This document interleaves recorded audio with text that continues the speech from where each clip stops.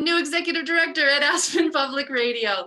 And we've just this week decided to open up our studios and be able to be here in person again as the pandemic response has shifted here in the Valley. This is my first official event with the station, and I'm honored to be here with you, albeit virtually. My family and I are very excited to be here in the Valley and to find our place in this incredible community. From the Roaring Fork Valley, Rifle to Eagle, Redstone to Thomasville, and Glenwood Springs to Independence Pass, Aspen Public Radio provides fact-based, independent journalism and public radio programming for our community, and has for over 40 years, all because of you. We're grateful to have you join us in this conversation today, and I'm particularly honored to have both of these accomplished women here with us. A few housekeeping items before we get into today's discussion and make official introductions. I wanted to share that we're recording today's event and plan to post it to our YouTube channel at a later date. Please feel free to use the Q&A box at the bottom of your screen to ask any questions during the conversation, and we'll compile those and provide them to Jenn and Sajari at the end. We're all fairly experienced with Zoom now at this point, but if you do have any additional issues or questions, you can chat directly with Lisa DeLazzo here on our staff, and she can assist you. All right, let's get started. You know Jenn White from the nationally acclaimed program 1A, which you can hear on Aspen Public Radio weekdays at 9 a.m. Mountain Time. Jenn is a seasoned journalist and podcast host. She's a native of Detroit and graduate of the University of Michigan. Hosting 1A, she is now based out of WAMU in Washington, D.C., and started in this role in July of 2020 during the height of the pandemic. Over the past year, she's covered everything from COVID-19 to NFTs to the Tulsa Race Massacre's recent 100-year anniversary. Prior to her arrival at 1A, she was with Chicago's WBEZ 91.5 FM, where she was host of the station's local 2-hour midday show, Reset with Jenn White. And before that, as host of the morning shift. She is also a familiar voice on several WBEZ podcasts, including Making Oprah, Making Obama, and 16 Shots. Before joining the team at WBEZ, Jenn was the local host of All Things Considered at Michigan Radio, and she has also moderated multiple on-air gubernatorial and mayoral events. Sajari Simmons is a creator, entrepreneur, and activist. She has an extensive background in hospitality and mixology, customer service and business, as well as organization and time management. Sajari assumed a leading role in our community last summer when she founded the local advocacy organization Roaring Fork Show Up, in response to the need for our community to address systematic racism. During this time, the group led marches for racial justice in solidarity with the Black Lives Matter movement. Sajari incorporates diversity and inclusion in her training courses for organizations and individuals. She just successfully wrapped up one of these courses locally, and we look forward to learning more about this important resource.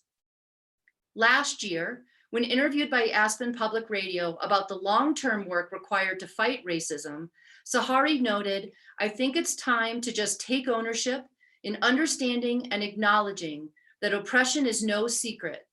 Let's just do the work instead of pretending that things are something that they're not." And that's essentially the focus of our discussion here today. Again, we're delighted to have Jenn and Sajari here. Without further ado, welcome and thank you for today's discussion.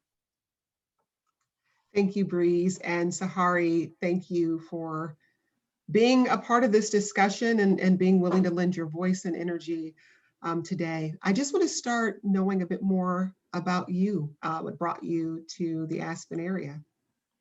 Yes, I'm happy to be here. Thank you so much. And, you know, it was actually pretty organic, and it really had everything to do with the nature and wanting a different environment, originally being from Chicago area. I was a homeschool mom before COVID and before our world became, virtual.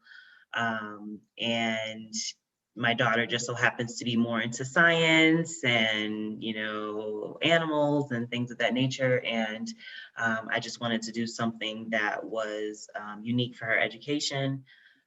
And I felt like relocating could be a part of that. I didn't really expect all that came with coming, you know, here to Colorado, but it's been a great experience.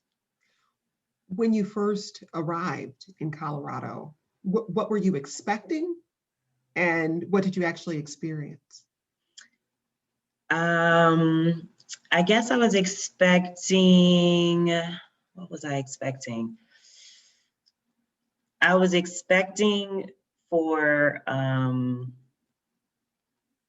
more of my norms, you know, to be universal, right? And I guess that, you know, coming here taught me a lot about how, you know, that's such a relative thing. And I think that I was expecting some of the same types of experiences that, you know, living in the Chicagoland, you know, presented itself. So coming here and just experiencing a different way of life, I think was very therapeutic, but it was also educational for me. What do you think you learned? So I just learned more about, you know, levels of safety, right? And the nuance of that, right? You know, in Chicagoland area, you know, you're not necessarily making sure you're safe from bears and wildlife, right? But in Colorado, maybe you're not, you know, as you know, particularly, you know, violence or, you know, the crime, you know, in some sense. So I think that I thought it was very interesting to realize that safety looks different for different people and for different environments, but it's still something that you know, is important and is everywhere, but just in its own way. I want you to take us back to last year and the evolution, or I should say, really the catalyst for Roaring Fork show up, because it also happens to coincide with your birthday, as I understand it. Yes, yes. It was all just kind of coincidence. But, you know, the George Floyd murder happened, I think, you know, a day or two from my birthday. But because I was in my own world of me, I wasn't tuned in. And so I actually didn't even know of the event until much later. And the way that I found out was how the community was treating my daughter and I as we were kind of like out on a hike. And so it was just something that was really interesting because depending on where you are and depending on the levels of racism that you have to endure, you start to develop a sense of certain types of people could be unsafe. Certain types of mindsets can be unsafe. And coming from, you know, Chicago area, and, you know, there is a lot of different, you know, races and things of that nature, but I do believe that there's the levels of discrimination and, you know, things of that nature there.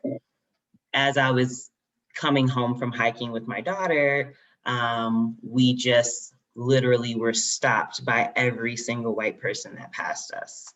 It was a nice and healthy exchange, if you will, but it was almost like, what in the white guilt is this, you know? And it made me research what was going on, and that's how I found out about George Floyd. So when you get home, and I'm assuming you know, go to the internet like so many of us do to find out what's going on. Next? Yeah. What happened now? What was your reaction once you learned about that story? It was a blur. I didn't allow myself to watch it. I just only allow myself to read about it because I didn't want to put myself in that, energy space even more. I think a part of, having to see these things or hear about these things repeatedly and being able to witness it, I think leads to a lot of PTSD, and, it's kind of like a psychological warfare, in my opinion. So I wasn't really trying to feed into it in that moment, but I felt like, of course, like weird, or like, here we go again, or, you know what I mean? It wasn't something that I wanted to communicate to my daughter at the time. So, I just kind of went on with my day, which is, it's a part of it, right? Something happens in the morning, but you still have to be normal. You still have to go to work, or you still have to tend to your responsibilities. So it's kind of like a compounded impact on your life and your productivity. You sort of learn how to compartmentalize these different pieces so you can function. At some point, you connected with a friend, Janelle, Yes. who was organizing protests around racial injustice in Aspen. How did that connection happen? Yes. So, honestly, if it wasn't for Janelle Figgins, Roaring Fork Show Up wouldn't be in existence. I'm not particularly the person that likes to identify myself as like an activist. It's something that I didn't want to do. And when she had already put herself out there, and, I was behind the scenes like, okay, great, girlfriend, lunch, and she was like, no,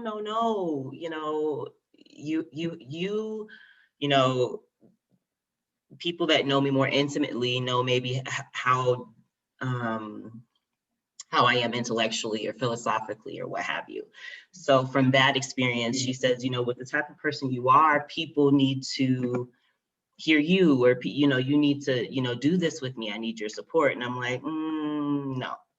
And she's like, why were you hesitating? What was giving you pause? Well, safety, being an activist is like being on the front line of war. You're committing to always being unsafe. But eventually Janelle was able to convince you? What switched for you? Well,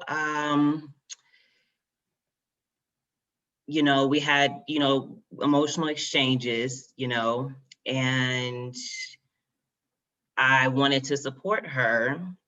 And so I said, okay, look, I'll organize stuff, without, anonymously and stuff. And she's like, okay, that's a start. Cool, And I'm like, okay. And I was like, and I also subtly post, my Black lived experience, online, virtually, far away, basically. And she's like, okay, great. So I did that, and that led to my voice being silenced, online and through different channels of the Roaring Fork. And because you were posting on Facebook message Facebook boards, groups, Facebook communities, because the Roaring Fork Valley area is pretty tight knit, in the way that it's kind of structured community wise, from the different cities, which is different from what I experienced in Chicago. Chicago is it. And then there's other cities and they're it, but it's not like one big, connection. So, through these experiences, quite frankly, I just got really pissed off. And it was just one of those things where I was like, okay, now you guys have done it, And it's like, I was trying not to be spicy, And then, that led to me being more diligent about my voice being heard. I guess it was just that last straw of me being silenced, of all the many times that's happened. And I want to pull a thread there a little bit, because for good or ill, social media has become this sort of default town square. And when we talk about these, community groups that form on Facebook, whether it's a geographical community or a community around, an activity or something else, there are people who moderate those groups and get to decide what is acceptable and what is not. And so as someone who is a member of this geographical community, sharing your lived experience, when those posts were taken down, when you were silenced, as you put it, what did that make you feel about your place in the community you've chosen to make home? Well, it didn't make me feel any different because automatically I don't feel a part of a place that's, predominantly white. Just by design, it's just not for me, regardless of the intent or the desire for it to be. And so was it, if I'm hearing you correctly, then it wasn't particularly surprising for you? Yeah, no, it was just like, no. Mm. So when you first got involved with Roaring Fork Show Up, you all had some protests. Talk about the evolution of the presence of people and the energy of those protests from those very early days, to later on over the summer and going on. Right. It was such a,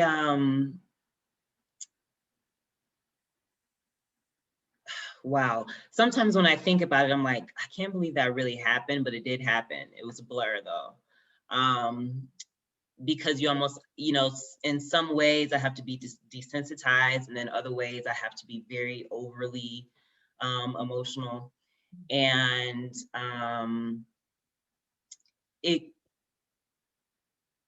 I feel like it was very therapeutic and important for all in attendance because of the come togetherness, because of, not just for people in attendance, but for me, Janelle, and, the other people helping, organize.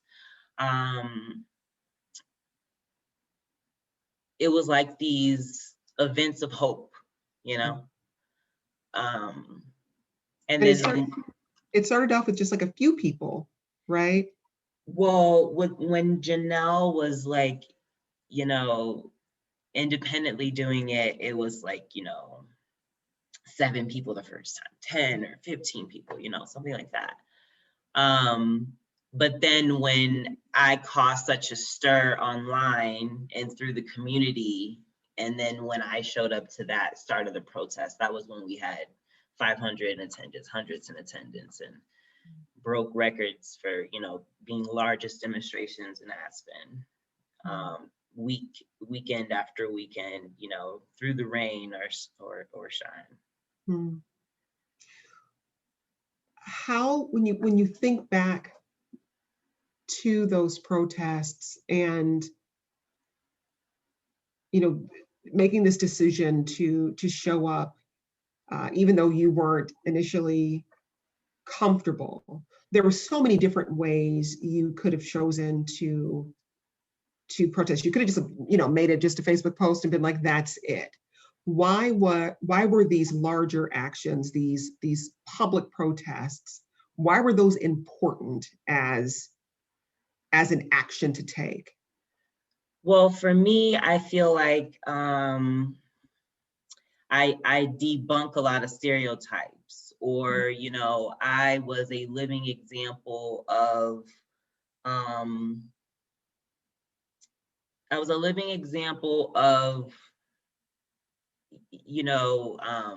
kind of tearing down certain arguments, you know what I mean? So it was on, and Janelle also, and so it's one of those things where it helped people in real time realize that this is not just far away. This is not just, not in the Roaring Fork community. This travels anyone who, you know, looks like us in our community.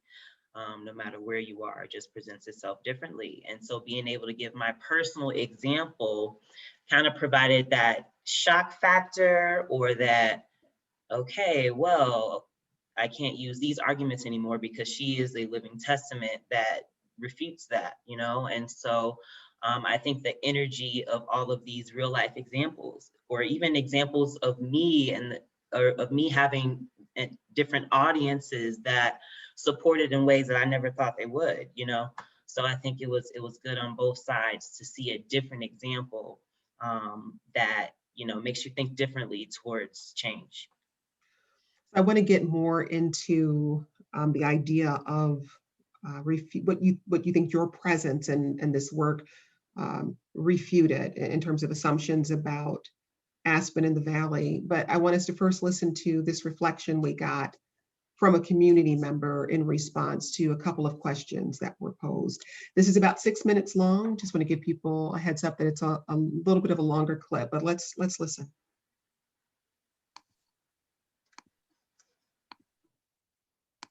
Have you experienced racism in the Valley? And if so, what have these experiences been like? Unfortunately, the answer to that question is yes. I have experienced racism in the Valley. And I think I said this to you before, but Aspen is not a complete bubble unto itself. So, and I guess the point of that is saying that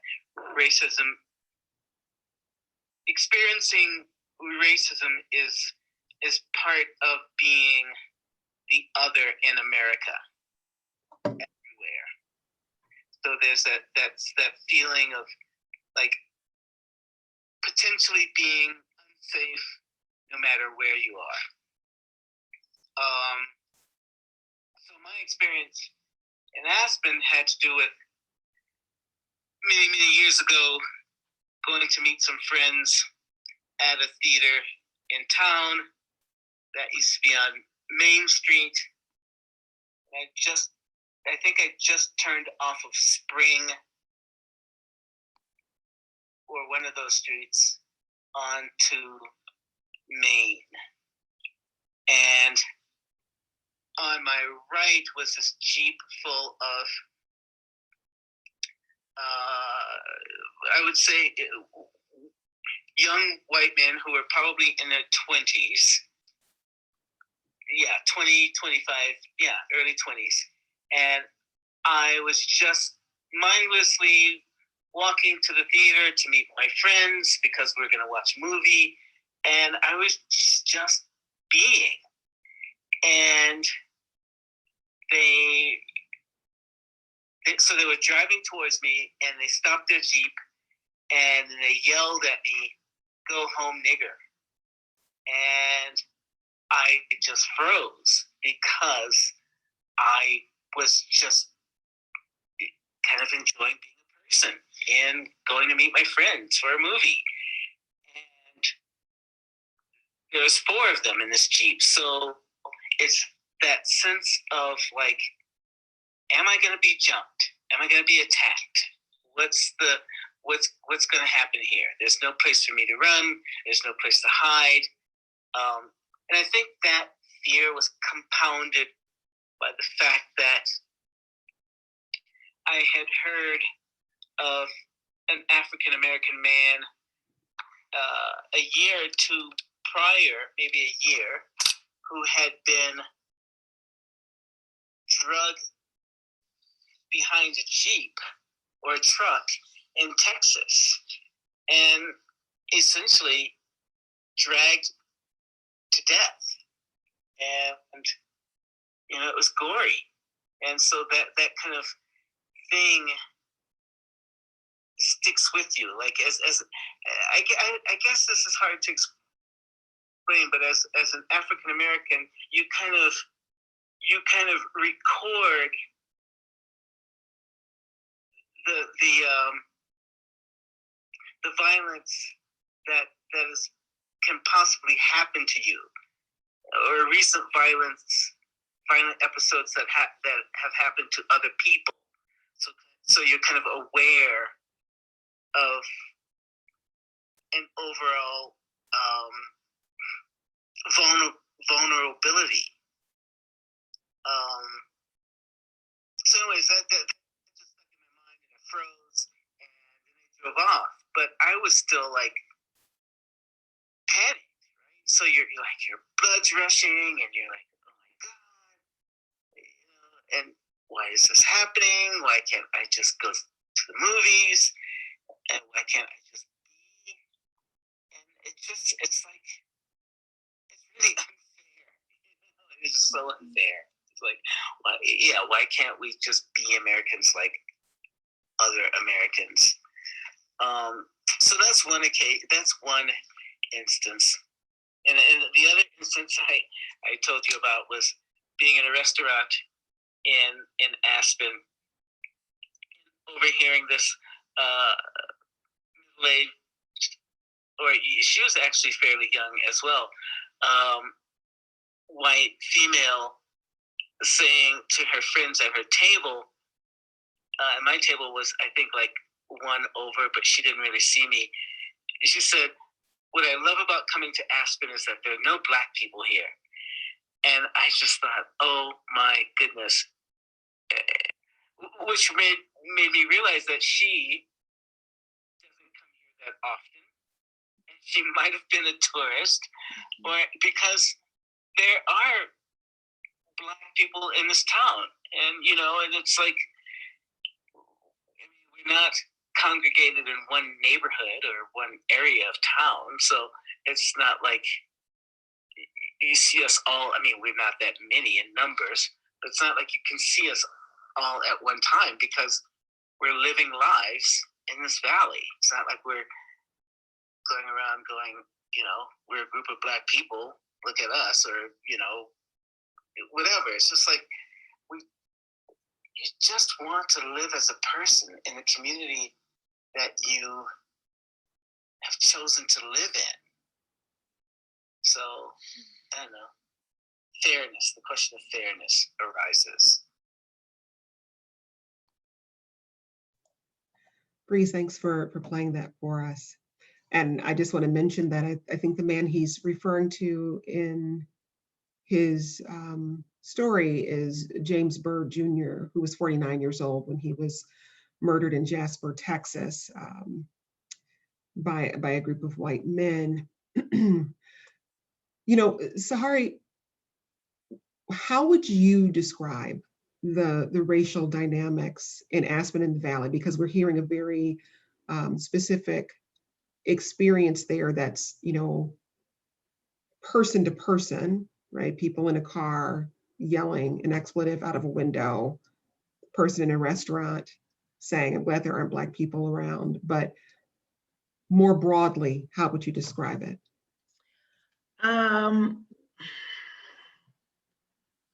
I would describe it as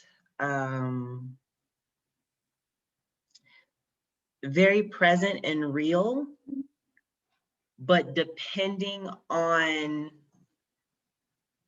if someone feels like they will be heard, or if they ignore your presence, or are just so used to not receiving your presence. I think varies on the scale of how extreme it may be, or how blatant versus passive, so and it can even, and it doesn't necessarily have to happen from a negative standpoint. They can also happen as microaggressions in a positive standpoint. I stand out with the way that I look, but some people actually feel they have the right to touch me, or what I mean? And so it's just one of those things where it's coming from a good-natured place of admiration, or whatever we want to call it. But ultimately, the comfortability with feeling you have the right to possess or, do things to my personal, you know what I mean? Is just even a subtle testament to, the unconscious, Sort of the respecting of personal boundaries and autonomy. Mm-hmm. When you first started doing work with Roaring Fork Show Up and engaging in these conversations, whether it was online or in person at different actions, how much awareness was there among community members that, we may have a problem that we need to address? How much awareness was there? There's a lot of denial, I'd say. I think maybe even still currently, but I think it was majority denial. But then the weirdest thing, there was like I can't tell you how many times there were acknowledgements that looked like, I'm acknowledging this now, and I know I should have acknowledged this 20 years ago. Thank you for opening up this door for me to do right, finally. I'm like, so you knew and you were pretending. I knew this was a thing, And so, that was very like validating, but that was also very like, man, this is scary, because now it's your word against mine. And by the nature of the topic, we know who gets believed, Do you think part of what is at work, and it's something that I just picked up on in the message we heard there from that community member, that because such a small part of the population in Aspen and the Valley is Black or Hispanic or Asian, that it's easier for some of these dynamics to go unnoticed or overlooked, because if it's not right in front of me, and if it doesn't feel like this sort of overt personal racism where I'm calling you a name or, attacking your family in some way, that it really doesn't feel like there's any issue at all. Yes, absolutely. I think that has a lot to do with it. Which is, and kind of, back to something I was saying, before, is that there aren't really, the community isn't necessarily set up to be multicultural. And therefore, just living your day-to-day life is kind of more so what happens, instead of, being able to come together or, even have resources that are, specifically for certain, other community. So what does the education side of this look like in your work? Because when, and we deal with this on my show quite a bit, when people think about racism, we often think about it as a personal experience or expression, rather than as a structural or systemic one. And it's easy for me to say, as Jennifer White, to say, I'm not biased. And the way I always think about it is, I'm able-bodied. So I can go through life and not really think about what it means to move through the world as a disabled person, because the world is built for me and my body and the way my body functions. And I have to be very deliberate about including space where I think about, if someone does have a disability, is this space built to accommodate them as well? But that takes action on my part. And it's not about my personal feeling about people with disabilities. It's more about looking at how the system and the structure of the world is built around all of us. So when you're building the education piece of your work, what does that look like? What are you trying to get people to think through? I guess touching on, what you're saying too is, it's not just a fad, a come and go, something happened in the news this week, education.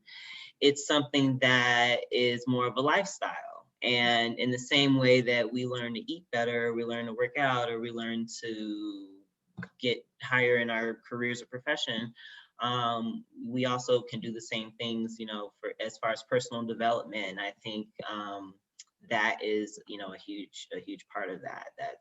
That's key in order to continue to keep evolving in ways that are best for us all. Now, you've built some curriculum around this work, and I know you've had some classes around it. Yes. Just give us kind of an overview of what that part of the work looks like for people who decide to learn more. Yes. So, I started with, it's a very organic exchange in the sense that I'm not all knowing, and I don't expect you to be all knowing. And in the same way that a parent learns from a child, and it's like, oh, but that child's 2 or 3 or 4, how can I, right? I think that, that's just relationships in general. And so I created the curriculum in a relationship-based way, to where, my learning is your learning, and vice versa. And so it's through the examples, and I learned that even through protesting. And one of my mentors, tells me all the time, clarity comes from action, right? And so through the protesting and through the types of questions that I was getting, what I kept hearing was, okay, well, now that I know, and now that I feel really bad, like, okay, well, what do I do? Because I don't want to just know, and then I'm impacting it. And now you're telling me I'm always impacting it in a way that I can't help it. So then what do I do, right?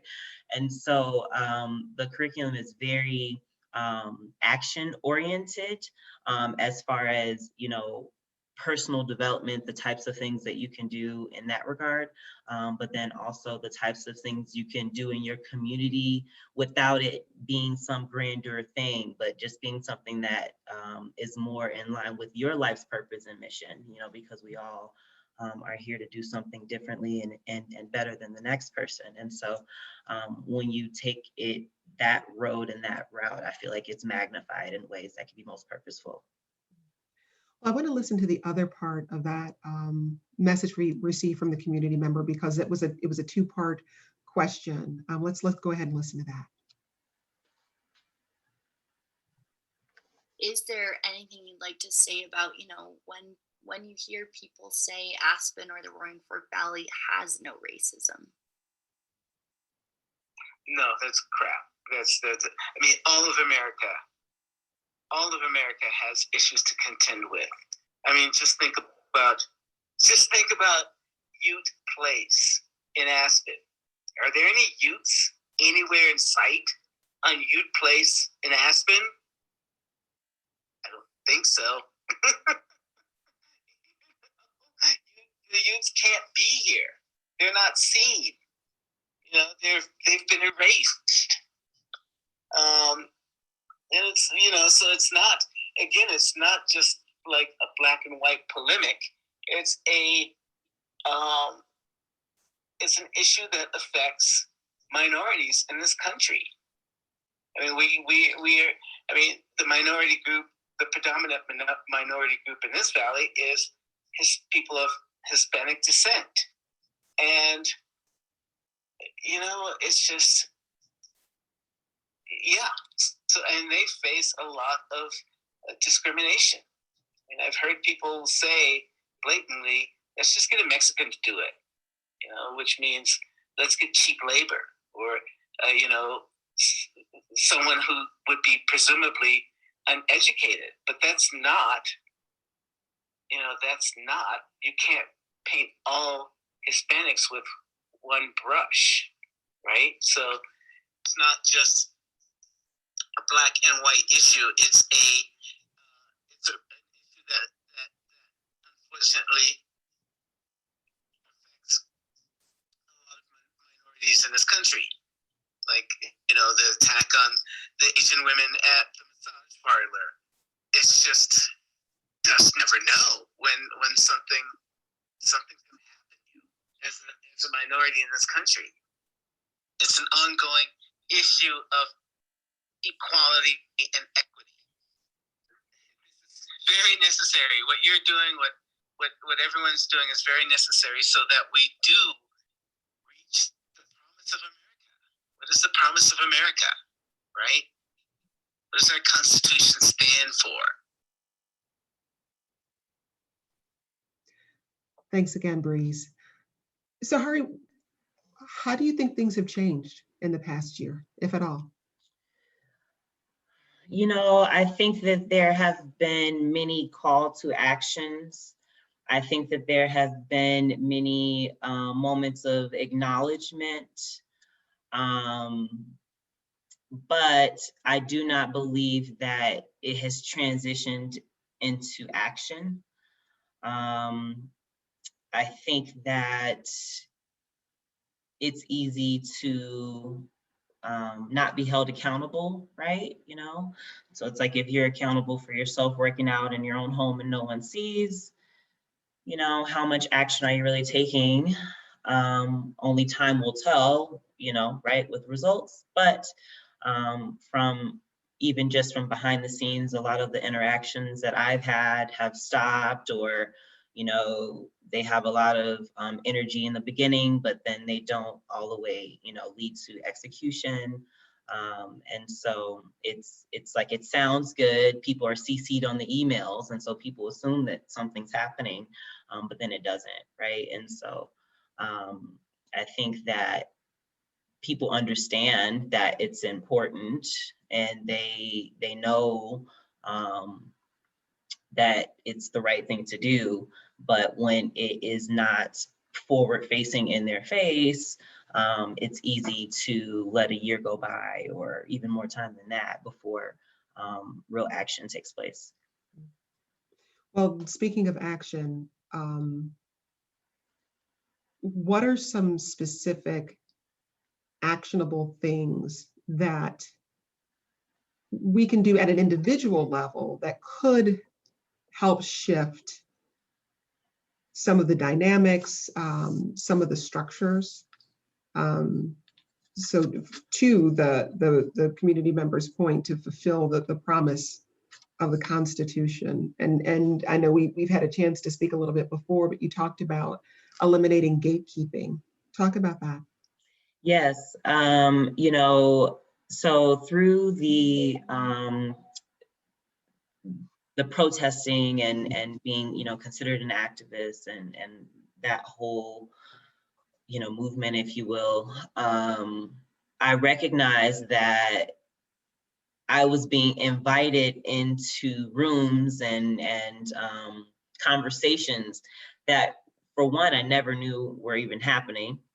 For two, I never, it just caused another problem of understanding how there's a hierarchy, and, you know, you can't even really impact the hierarchy when you don't know what's happening, right? And so I think eliminating the you know, the gatekeeping that happens, because it was like, oh, okay, you get a pass. You've been protesting, you've been making waves, you've been doing things. We want to invite you in this conversation so you can help us figure this part out, and then we'll take your thoughts back. But I feel like the issue with that is it's like playing telephone. If by virtue you can't really understand the true nature of my experience, I don't know why you would think that you can interpret it when you're, you know, moving forward or going into the next room that I'm not allowed in, right? And so I think that, you know, that's really, you know, important, because ultimately that ends up silencing voices. Ultimately that creates a confidence and a validation that, hey, I have this information, so I can come up with solutions, even though I'm not, you know, the community member. I spoke to one, so, you know, now I got it, you know? You know, if you think about people who go to school for interpretation of even different languages, it takes years for them to get certification in order to be able to fully understand. And so I think that there's been a lot of missteps with the gatekeeping of, oh, well, you tell me and then I'll fix it. And however that looks like in different scenarios. So really letting communities speak for themselves rather than feeling like you need to be a filter or a lens through which that experience has to be interpreted. Right. You mentioned accountability and the importance of really following through, but you also talk about continuing to educate yourself as part of continued development. Explain that action item. Yes, so I think that, through continuing to educate yourself and be more aware of what's happening constantly, maybe not for you, but for, people you are in communication with, it eliminates the blind spot effect of you just, half the year, you're just oblivious to it, right?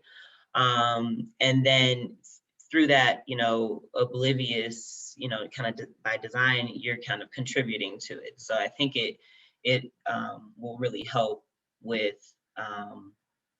being more aware, because if you're aware, then when you know better, you do better, right? And so I think that that's something that is really important, is making it more so a lifestyle of personal development.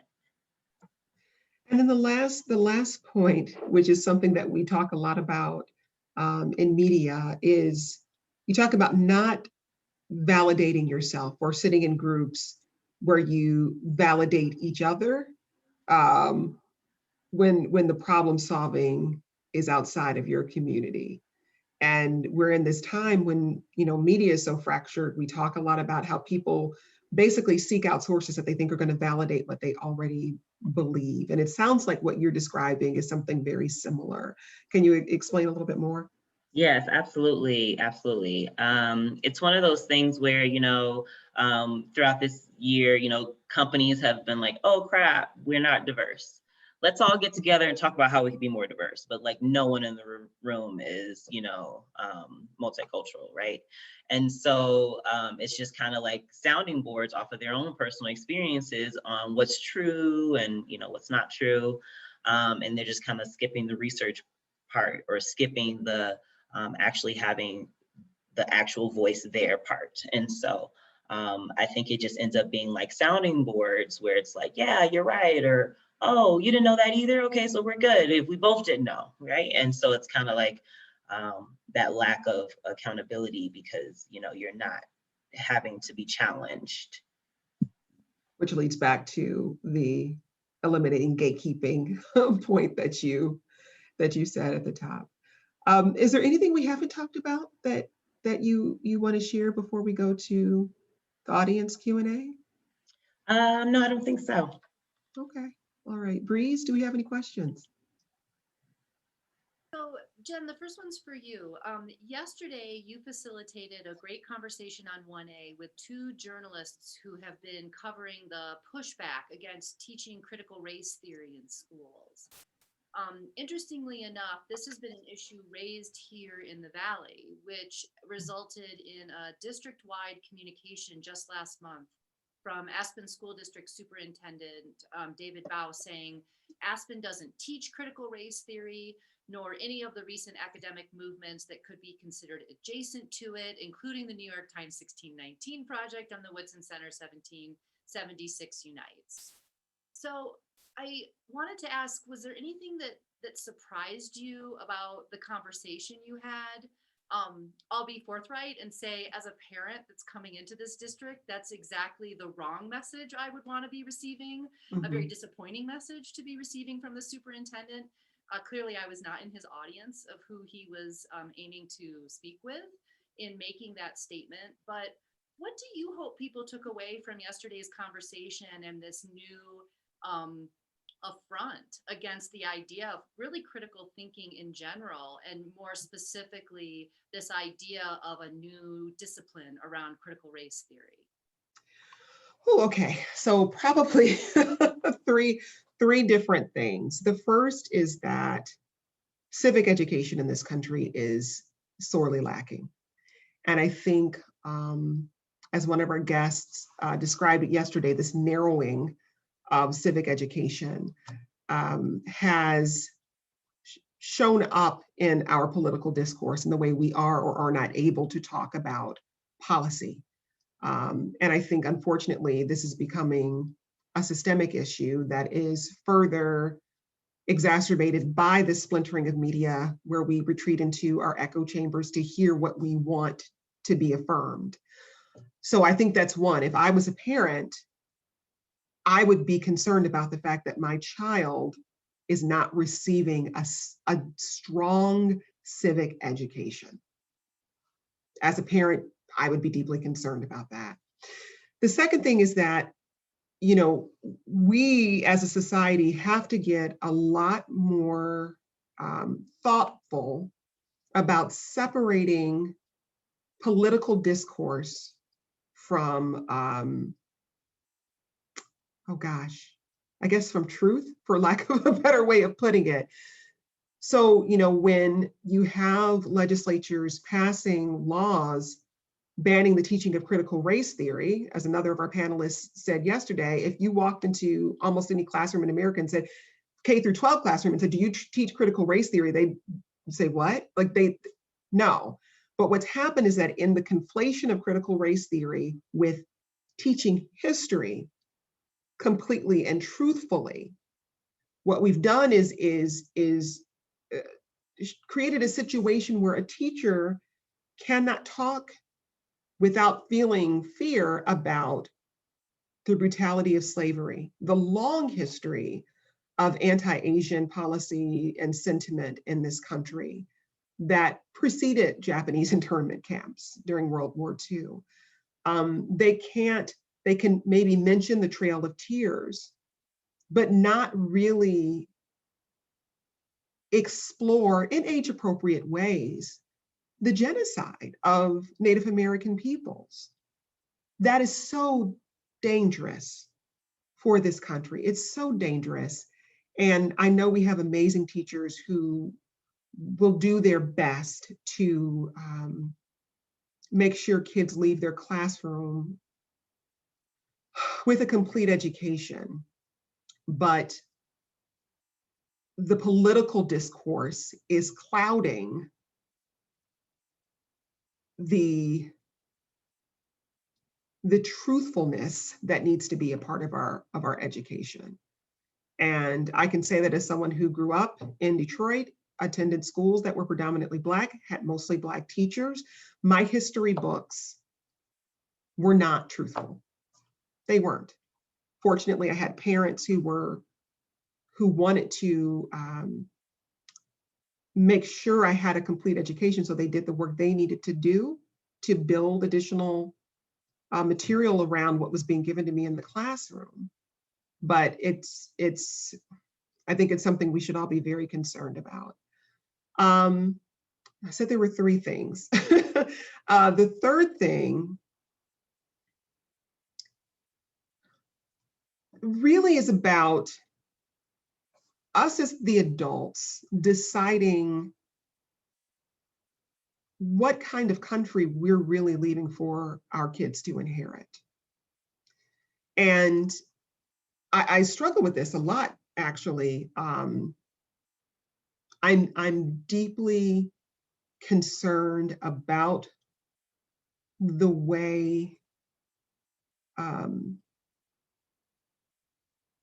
because of social media, because of, again, the splintering of news media, the way these different narratives, and they've always been present, to be fair, but how deeply entrenched these different narratives about America are becoming, and the way that's feeding a real danger and threat to our national security, white nationalism, which our national security experts say are the biggest threat to US national security.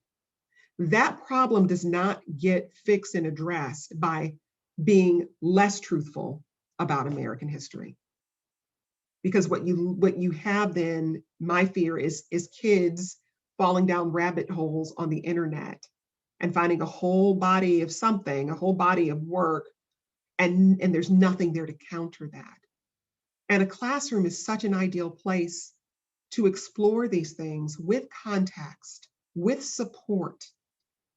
And if we're blocking teachers from doing that, I do not think we're setting our children up to inherit a country that will be healthy and can survive.